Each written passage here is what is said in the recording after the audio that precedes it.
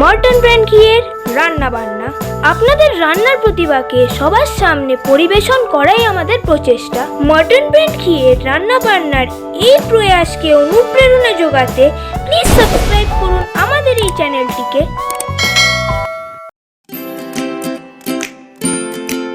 আমি চলে এসেছি মর্টন ব্র্যান্ড ঘি রান্না বান্নায়। আজকের রেসিপি ছোলার ডাল নারকেলের যুগল বরফি। তো চলে আসুন, এটা করতে কি কি লাগছে একবার দেখে নিন। ছোলার ডাল, যেটাকে ভিজিয়ে মিক্সিতে ব্লেন্ড করে নেওয়া হয়েছে, আর কোরানো নারকেল, এটাও মিক্সিতে ব্লেন্ড করে নেওয়া হয়েছে। লাগছে দুধ, আর অবশ্যই মর্টন ব্র্যান্ড ঘি, চিনি, গুঁড়ো দুধ, কাজু কিশমিশ, এলাচ। তাহলে বন্ধুরা শুরু করছি ছোলার ডাল নারকেলের যুগল বরফি। ইন্ডাকশানে কড়াই বসিয়ে কড়াইটা একটু গরম হলে দিয়ে দেব মর্টন ব্র্যান্ড ঘি।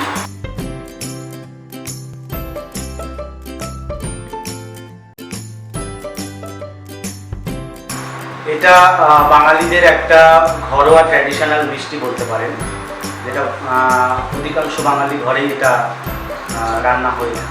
আমাদের ঘি গরম হয়ে গেছে, এবার দিয়ে দেব ছোলার ডাল বাটা।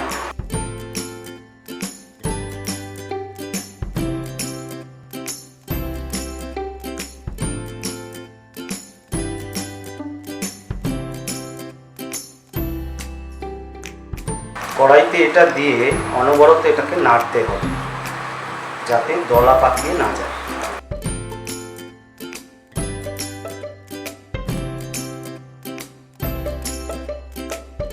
ঘিয়ে ছোলার ডালটা দিয়ে অনবরত নাড়তে নাড়তে এটা ঝুরঝুরে হয়ে যাবে প্রথমে, তারপরে আস্তে আস্তে রং ধরতে শুরু করবে।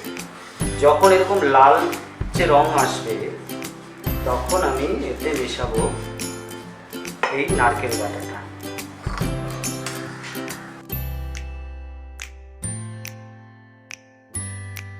নারকেল বাটা দিয়ে এটাকে ভালো করে এর সঙ্গে মেশাতে হবে, ছোলার সঙ্গে, ছোলার ডালের সাথে। এবার দিয়ে দেব দুধ।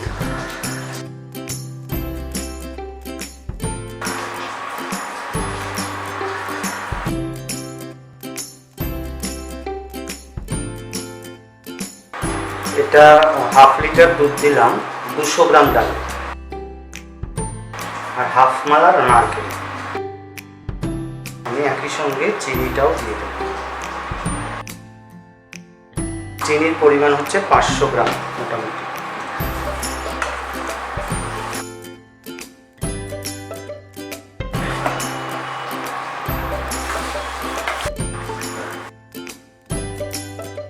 চিনিটা দিয়ে বেশ কিছুক্ষণ নাড়াচাড়া করতে হবে।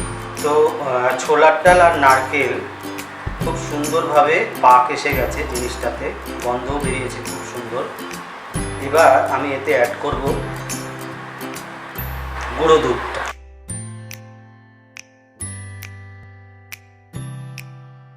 আর এলাচ গুঁড়ো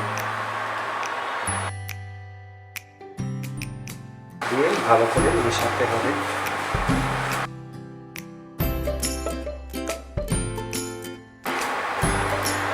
মানে যে কোনো ধরনের বরফি হোক বা লাড্ডু, মর্টন ব্র্যান্ড, তার সঙ্গে মর্টন ব্র্যান্ড ঘিয়ে ভাজা জিনিসটার গন্ধ, এটা একটা আলাদাই মাত্রা আনে খাবার। যে কোনো ধরনের মিষ্টি তাতে যদি ঘিয়ের ব্যবহার থাকে, আর সেই ঘি যদি মর্টন ব্র্যান্ড ঘি হয় তাহলে তো কোনো কথাই হবে না। হ্যাঁ, এটা একদম নামানোর মতন ভাবে পাক হয়ে গেছে। এবার আমি এটাকে নামাবো, আর একটু নাড়াচাড়া করে। দেখতে পাচ্ছেন কতটা টাইট হয়ে গেছে।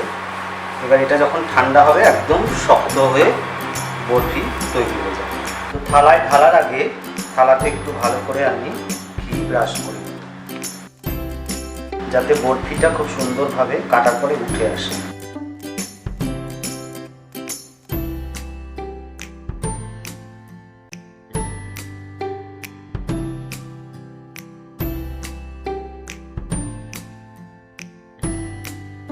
মিশ্রণটা এইভাবে প্লেটে সমানভাবে বসিয়ে এবার আমি একে চৌকো আকারে কেটে নেব। বরফি আকারে কাটলে ভালো লাগে, কিন্তু আমি এটা চৌকো আকারেই করছি।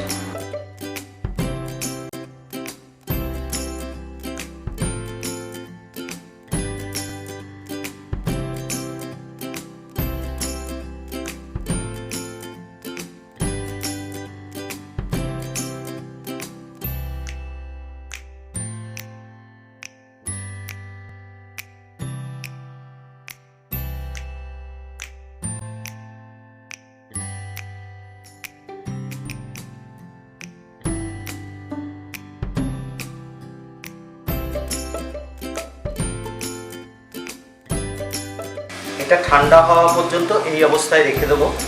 ঠান্ডা হয়ে গেলে এটা খুব সুন্দরভাবে জমাট বেঁধে একদম শক্ত একটা বরফি এইভাবে কেটে নেওয়া হয়েছিল বরফিগুলো। তারপর যে ঠান্ডা হয়ে গেল তখন এইভাবে গার্নিশিং করে প্লেটে সাজিয়ে তৈরি হলো আমার ছোলার ডাল নারকেলের যুগল বরফি। তৈরি হয়ে গেল আমার ছোলার ডাল নারকেলের যুগল বরফি।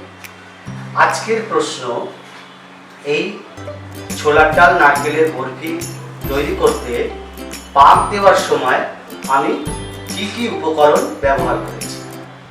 প্রশ্নের উত্তর সরাসরি আপনারা কমেন্ট বক্সে দিয়ে দেবেন।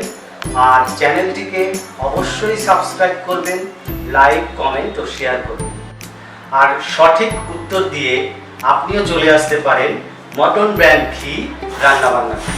তো আজকের মতো এটুকুই, নমস্কার।